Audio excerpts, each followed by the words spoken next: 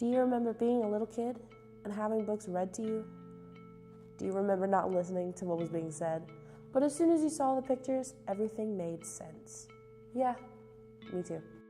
An illustrator that told stories through illustration is Quentin Blake. He is responsible for illustrating the books by Roald Dahl. These illustrations aided in the progression of these books. He is responsible for The BFG, Matilda, The Witches, and Fantastic Mr. Fox. His art style is more simplistic in comparison to Eric Carle.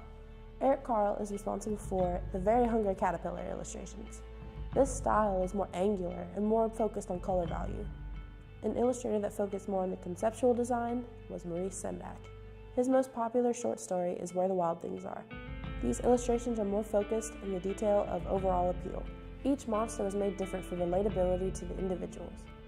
Someone who was truly impacted by the power of both illustration and story is Dr. Ashley Lawson, a professor of the English department.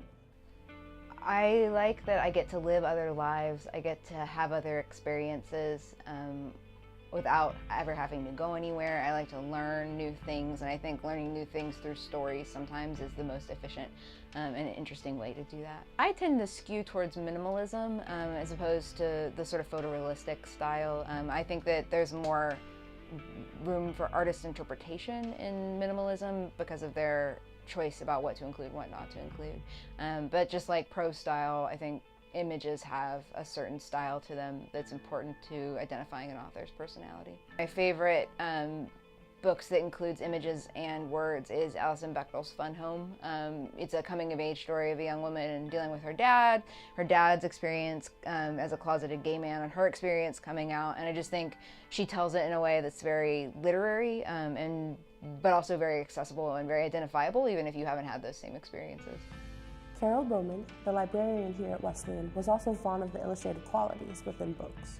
I think maybe I like colored illustrations just because it makes them more three-dimensional to me. If they're just black and white, they're just I like Where the Wild Things Are just because the monster on the front's got big teeth. But if you read that book to kids, they love it. It doesn't scare them. If the illustrations are really good, they can spark imagination in children and in adults. When it comes to an illustration, so much thought and care is put into it. Children and adults both identify with what these characters go through in their stories. But in their stories is what is exemplified, and lessons are learned. The illustrations tell their own story.